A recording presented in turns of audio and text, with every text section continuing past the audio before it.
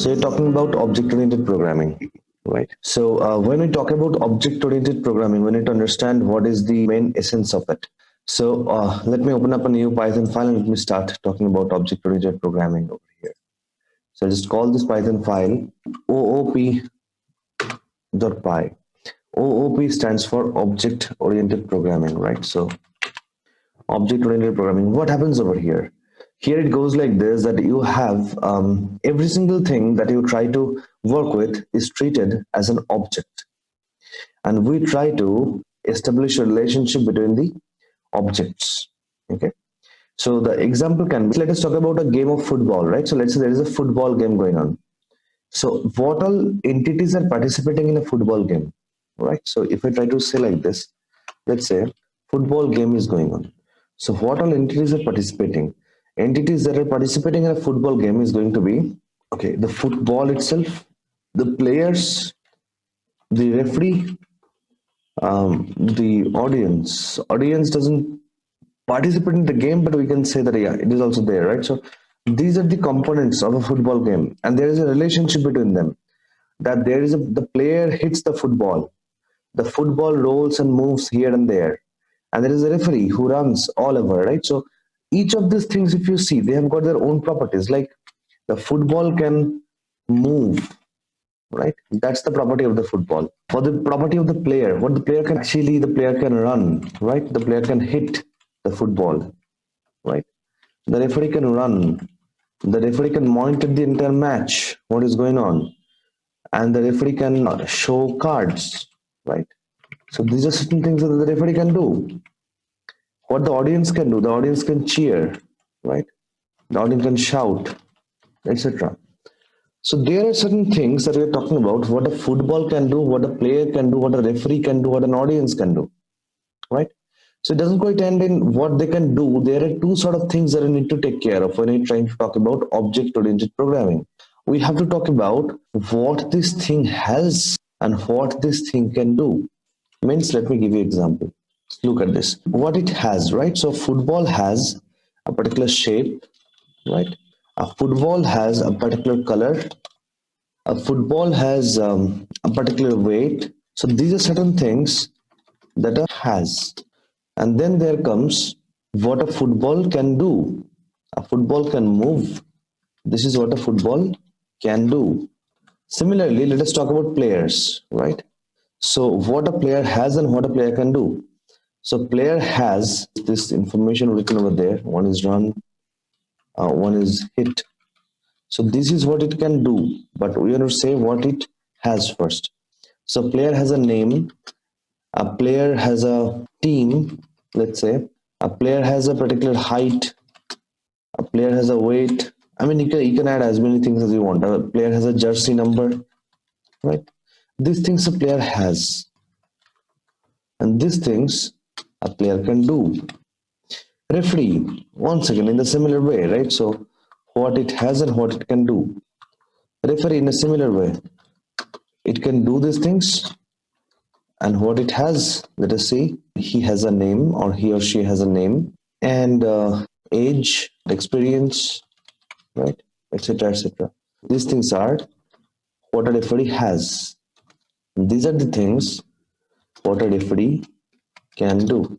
We'll just delete the audience as of now. These are the things that these particular things have, and these are the things that the particular things can do. When we combine multiple entities and they are written in this format, when it can do something or it has something, then we are basically talking about classes. So in this particular example that I say, the football game, we actually have and objects of these classes, right? Every player will have a name, they will have teams, they will have height, weight, jersey number, and they can run, and that's a kick, the football, I call it kick instead of hit. These things they can do. Every single player can do this. It is a template. Now you can create multiple objects of players. Object means what? When you're actually making out something out of the template, right? So you have a template and you are making one after another things out of the template. They are players. I mean, how it is done, see, you'll understand. So first of all, let us try writing the program, right? Let us try to kind of write class football and colon, and it'll start writing over there.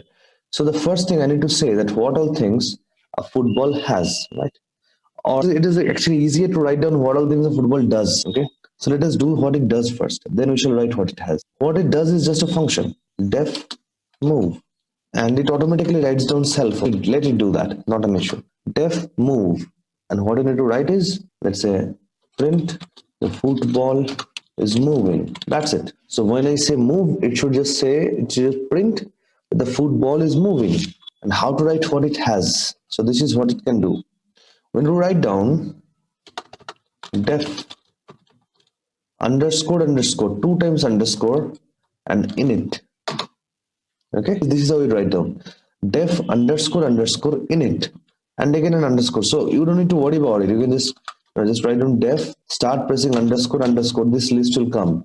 Or start writing init. You can see this coming up, right? Init, the first one. Press enter, and it will automatically populate like this. So now the things that I have to write down after self. Down self dot shape equals to round. So football is round. Self dot color, let's say, is white. Let's say football is white. Self dot weight.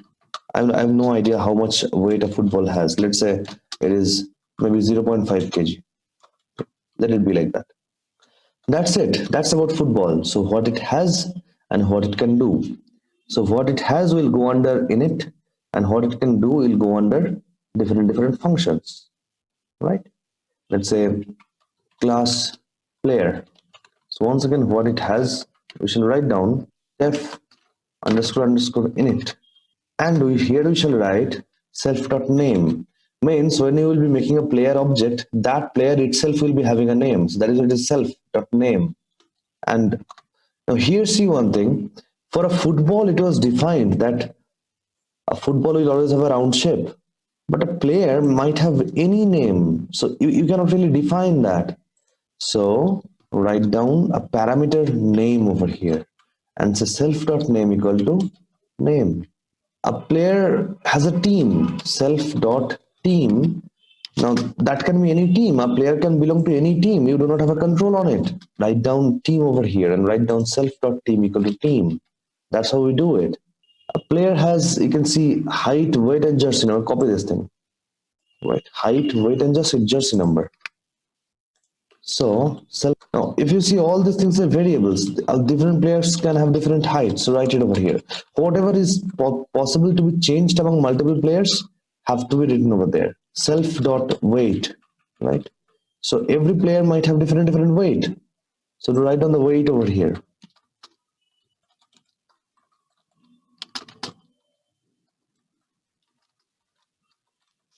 Jersey number. Every player might have a different jersey number.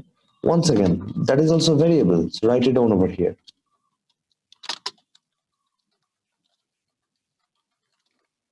Right? That's what we did. So what it has.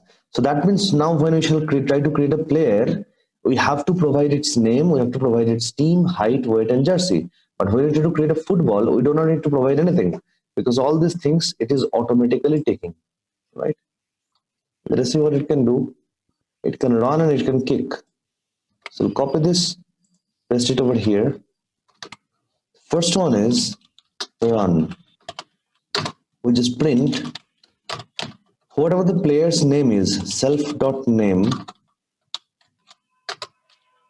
comma, is running, right? And let's say A. So we'll say A is running. If the player's name is Ronaldo, we say Ronaldo is running. If the player's name is Dhoni, we shall write it. It will take the data automatically because we have already initialized it over here. Then let's say I can define the kick function also. Print self.name has kicked the football. That's a player, right? So let us not write down referee as of now. Let's just have these two classes with ourselves. And then let us try to use them together, right? Now see what we can do. I'll write, typically you should not write the usage in the cell. Let's say I'm creating OOP implementation, I'm calling it. Okay. So I want to use it over here. How? I first need to import this. Now I already showed you how to import certain stuffs. We can go like import OOP, right? Once you've done that, then you can use all the functions, right? So let's say now we have a class called football over here and a class called player over here. So you can use it like this.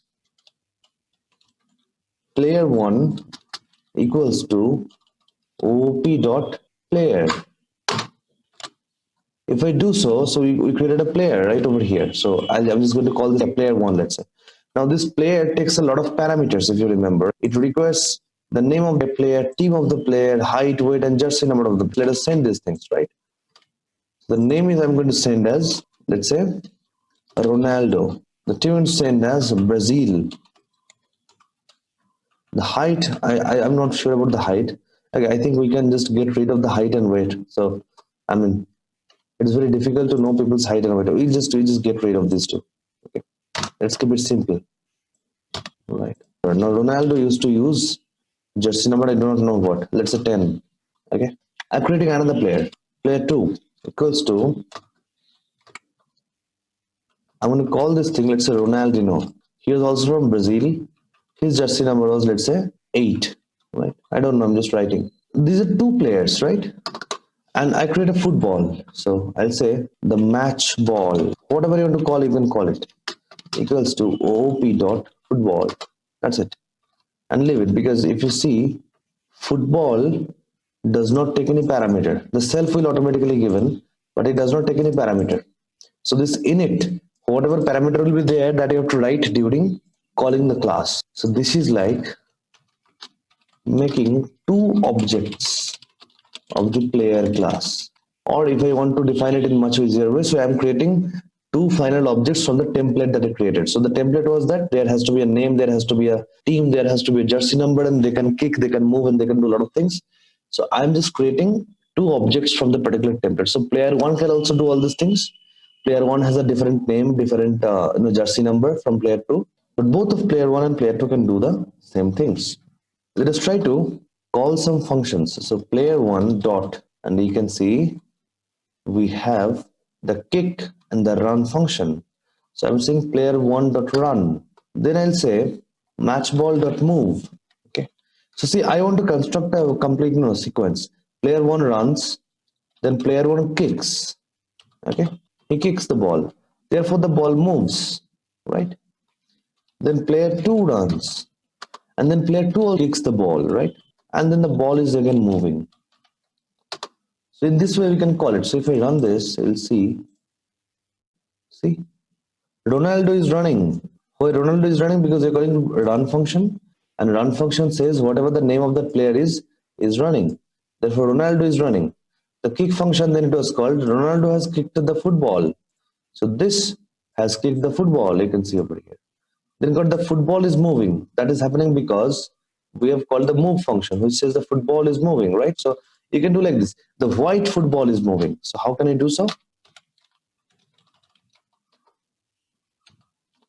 The white football is moving. Now it will come because the football is white. See, the color I am putting in between then the color, and the football is moving. So the white football is moving. Ronaldinho is running. Ronaldinho has kicked the football. The white football is once again moving, right? So that's what is going on. So this is what is happening over here. We just imported that OOP file. We tried to take these particular stuffs and we kind of called them and we kind of used them. That's what I did so far. So that's more or less the idea, right? So making tools the player class. Here we made one object of the.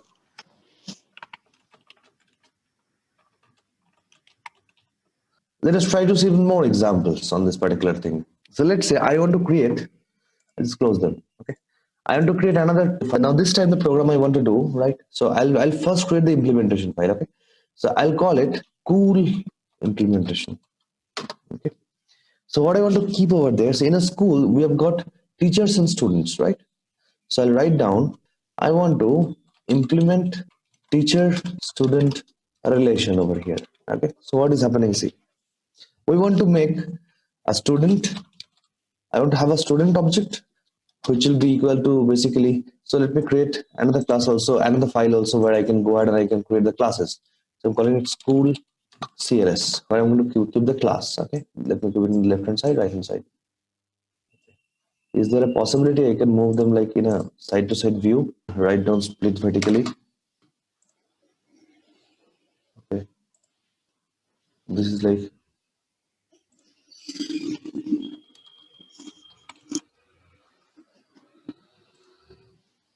So let us look at this. I want to do the implementation in the right hand side, and I also want to do the actual stuff in the left hand side, right? So I'll write down the classes over here. So definition of classes. Okay. I need to create a student class first of all.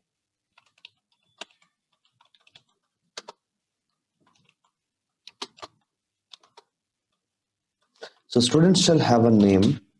A student shall have a standard, means which class he is studying in. Okay, let us go with only these two things, right? So self dot name equals to name, self dot std equals to std. That's it.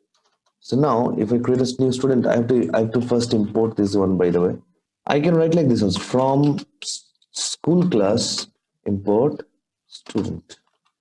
Then I can go like student equal to student and write down the brackets and write down. You can see it is asking us for writing the name and the standard. So let's say the name is, for example, Harish, and standard is, let's say, 1. Okay. And what a student can do, let's say a student can study. Which thing he has to study? He has to study a book. So I'll send the book as a parameter. I'll say print self.name is studying whatever the book name is. So that means if I use it, student dot study is asking for a book. So the self you don't need to pass. The self will automatically be taken. You just write down the parameters apart from self. So book. So you shall write down, let's say, a book physics, right? So if we run this, you will see Harish is studying physics. So that is happening over here. From here, it is pulling the data. If I create another student object, this is student 1, right? I call it S1. I create another one, S2. S2 equals to student, and to call this thing, let's say, Maria. The other one standard class, right? So it's class 3. Maria is studying, for example, science. So there will be one common book called science, right? That is just a very few things. We run it once again. You'll see Harish is studying physics, Maria is studying science. Another class called teacher. I just want to take the name of the teacher. I don't want to take the standard. So I'll just discard this one, the second one. We can give subject. Which subject this teacher teaches. That can be one thing. And instead of study, we shall go like teach. And you do not need to write down anything over here. You can just say teaching whatever subject you have told, because the teacher is of a subject, he will teach that subject only, right? So self dot subject. That's it. So teacher is teaching this subject. Now let's say we have got two students over here, and we created one teacher, right? So T1. We need to import. We have not imported teacher, right? So instead of import student, we can go like import star. So we can use everything. Teacher. Star means import whatever we have in this particular class. Name of the teacher is going to be, let's say, Mahesh. And his subject is going to be, let's say, science. So if I say T1.teach, so you can see Mahesh is teaching science. So this far it was okay. But now we want to establish a relation between the student and the teacher. So the student is acting by its own, the teacher is acting by its own, and that's fine. They should be able to act by their own.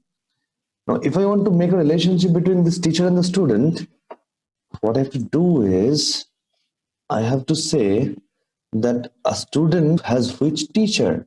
So a student has a name, a student has a standard, a student should also have a teacher, or at least there has to be a function where we are studying and from which teacher he or she is studying. So we can say that the name is studying this book, or it's taught by, and then the teacher. Which teacher is teaching? That is the thing. So you can see S1 study. Now I need to have multiple teachers. Have a teacher for science, have a teacher for, let's say, physics. And teacher 2, I'll give him a name, Preeti. So Preeti teaches physics, Mahesh teaches science. Now Harish is a physics student over here, so he is being guided by T2, that is the teacher of physics, right?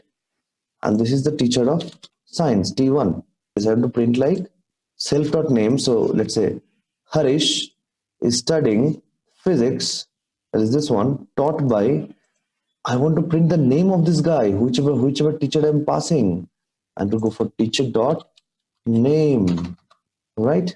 Now look at it. Harish is studying physics taught by Preeti. Here also, Mahesh is teaching science. Maria is studying science taught by Mahesh. So we are passing a teacher as a parameter. This function study took a string variable over here. Book is a string, right? We're passing a string. Teacher is a class or an object. That means I need to pass a teacher object over here. The teacher object is passed and I am pulling out its name by putting dot name.